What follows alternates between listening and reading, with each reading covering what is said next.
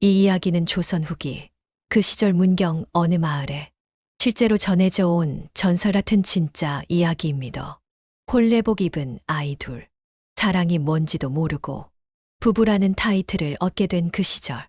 자, 이 전설 같은 이야기, 이제부터 풀어보입시다. 문경 골짜기 속 그 마을로 타임슬립 한번 해봅시다. 안녕하세요. 설화 속의 지혜입니다. 오늘은 웃기기도 하고 짠하기도 하고 정말 정 많고 맛깔스러운 옛날 이야기 하나 들고 왔습니다. 제목은 바로 꼬마 신랑의 첫날 밤. 이 이야기는 2010년 1월 26일 경상북도 문경시 문경읍서 장순자 어르신이 들려주신 전설 같은 이야기라 해. 문경은 예부터 산도 좋고 물도 좋았어. 이야기들이 입에서 입으로 참 많이도 내려왔습니다. 오늘 주인공은 그 문경에서 전해지는 정말로 전설 같은 꼬마 신랑 이야기라 해. 신랑은 12살, 신부는 15살, 3살 차이지만 그 시절에는 그게 아주 큰 차이였지에. 신랑은 아직도 엄마 품에서 잘 자던 철부지였고, 신부는 뭐라카노 벌써 제법 어른 티가 나던 아가씨였지에. 결혼을 했고 드디어 찾아온 첫날 밤. 신랑이 신부랑 단둘이 방에 들었는기라. 신부는 어색하고 긴장도 되고 마음이 싱숭생숭했을기라. 근데 갑자기 이불을 벌렁 들추며 꼬마 신랑이 이러는기라 해. 난 엄마한테 갈 기다. 아이고야. 신부는 그 소리에 얼어붙었고 바깥에서 듣던 시어머니가 깜짝 놀라 소리칩니다. 야야, 니아한테 우했길래 아가 니한테 안 자고 내한테 와서 잘락하노. 분위기는 하루아침에 엉망진창, 웃음도 나고 짠하기도 하고. 이거 참말로 웃자노? 작전 개시, 먹을 걸로 신랑 꼬시기. 신부가 곰곰이 생각한기라. 이대로 가만히 있으면 안 되겠네. 내가 이 신랑을 꼬셔야겠다. 그래서 만든 작전이 바로 음식 전략. 오늘 저녁엔 국시 해가지고 고기도 구가지고 놔둘 테이 나한테 오수. 이 유혹을 이기지 못한 꼬마 신랑. 결국 신부 품으로 돌아옵니다. 그날은 색시 옆에 와갖고 곱게 누웠다는 기라에. 어린 마음에도 말입니다. 맛있는 건 못 참았던 모양이지에. 웃기고 귀엽고 한편으론 짠한 현실이기도 합니다. 지붕 위에 또 다른 소도. 어느 날 색시가 마당서 국시를 삶고 있었답니다. 근데 국시에 넣을 호박이 지붕 위에 있던 기라. 색시는 꼬마 신랑을 힐끗 보더니 야, 니 저 호박 좀 따갖고 와봐라. 신랑을 호다닥 들어서 지붕에 올려붙다. 몸도 작고 가벼우니 가능했겠지. 근데 문제는 신랑이 호박 따줬더니 색시가 안 내려주는 기라에 장난기 발동한 기지에 국시 삶아서 들에 갖다 주고 해가 지도록. 신랑은 그 지붕 위에 그대로. 아이고, 그 장면을 상상해 보이소. 지붕 위서 뾰루퉁에 있는 꼬마 신랑이라니. 참말로 귀엽기도 하고 우프기도 하고. 저녁 무렵 어른들이 들에서 돌아올 때 색시가 내려주겠다 하이 울먹이며 이러더래. 나는 엄마 오면 일러줘요. 안 내려줬다고 엄마한테 일러줘요. 이러니께네. 얼마나 귀엽고 웃기던지요. 그런데 어른들이 들에서 일 마치고 오는 거라.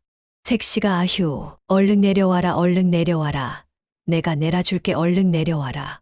막 이러니께. 나는 안 내려가 아지매가 나 안 내려줬잖아. 그러면서 안 내려온다 하더래요. 막 그랬는 걸 마구 내 다시는 안 그럴게 내려오라고. 막 이래 사정을 빌어가지고. 그래 인제 내려와서 같이 인제 참 저녁도 먹고 이랬대요. 주에. 이 이야기의 숨은 의미, 이 이야기는 분명 유쾌하고 귀엽습니다. 하지만 신부의 입장에서 보면 마냥 웃을 일만은 아닐 수도 있어요. 15의 나이에 아내 역할, 아이 돌보기, 그리고 시댁의 어른들 눈치 보기까지 부담이 적지 않았을 겁니다. 이 이야기는 단순한 해프닝이 아니라 조선 후기의 결혼 문화, 특히 여성의 삶과 역할, 어린 신랑 신부의 현실을 보여주는 중요한 민속 자료입니다. 당시의 사회 구조 속에서 여성은 어린 나이에 결혼의 성숙함을 요구받았고 남성 역시 준비되지 않은 상태에서 어른이 되어야 했죠.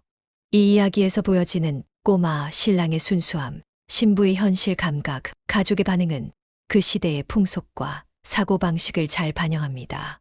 더 나아가 이런 이야기는 단순한 전설이 아니라 당시 사람들의 교육과 성장, 인간관계의 방식, 공동체 속 역할 분담까지 담고 있죠. 결혼이라는 큰 인생의 관문을 어린 나이에 경험한 이들의 감정이 해학 속에 고스란히 녹아 있습니다. 그리고 이 이야기를 구술해 주신 장순자 어르신 역시 자신이 겪었거나 직접 들은 이야기를 통해 당시의 정서를 생생히 전해 주신 겁니다. 이런 구비문학은 지역 공동체의 기억이며 전통에 살아있는 증거이기도 하지요. 그렇다면 당시에 왜 이렇게 어린 나이에 결혼을 했을까요? 조선시대에는 지금처럼 연애하고 결혼하는 문화가 없었습니다. 부모님이 정해준 사람과 일찍 결혼하는 조혼이 흔했죠. 요즘 기준으로 보면 깜짝 놀랄 일이지만 12살, 15살에도 신랑 신부가 되는 일이 자연스러웠습니다. 왜 그랬을까요? 첫째, 그 당시 사람들은 지금보다 수명이 짧았습니다. 의술이 발달하지 않았고 전염병이나 곤주림도 많았죠. 그래서 빨리 결혼해서 자손을 남기는 게 중요하다는 생각이 강했어요. 집안의 대를 잇는 게 가장 큰 의무 중 하나였던 거죠. 둘째, 결혼은 단순히 두 사람이 좋아서 하는 게 아니라 두 집안의 약속이자 계약이었습니다. 특히 딸을 가진 집에서는 빨리 결혼시켜야 집안 체면이 서고 한 사람 몫을 다했다는 평가를 받았어요. 마치 결혼이 인생 숙제처럼 여겨진 거죠. 셋째, 어린 나이에 결혼해도 실제로 같이 살거나 잠자리를 하는 건 나중이었습니다. 결혼은 했지만 신랑은 혼자 집으로 가고 몇 년 후에야 함께 살기 시작하는 경우도 많았어요. 그래서 조혼이 곧 어른 역할을 바로 시작하는 건 아니었던 거죠. 마지막으로 그 시대에는 교육이나 직업 선택의 기회가 적었기 때문에 결혼이 곧 성인이 되는 과정이자 삶의 출발선으로 여겨졌습니다. 지금처럼 꿈을 꾸고 자신을 찾아가는 시간보다는 빨리 사회의 일원이 되는 게 더 중요했어요. 물론 오늘날의 눈으로 보면 안타깝고 슬픈 점도 많습니다. 하지만 조선시대 사람들은 그 방식이 당연한 일이라 생각하며 살았던 거죠. 그래서 좋은 이야기를 들을 때는 그 시대의 사회와 문화를 함께 이해하려는 마음이 필요합니다. 마무리하며 재미있게 들으셨나요? 꼬마 신랑의 짠내 나는 첫날 밤 이야기, 그리고 지붕 위의 해프닝까지. 이 이야기를 통해 조선시대의 결혼 문화, 여성의 삶, 그리고 그 안에 담긴 따뜻한 인간미를 함께 느끼셨길 바랍니다. 이야기는 시대를 넘어 우리에게 말을 걸어옵니다. 그저 과거의 유물이 아니라 지금을 사는 우리에게 지혜와 웃음을 전해주는 살아있는 유산이죠.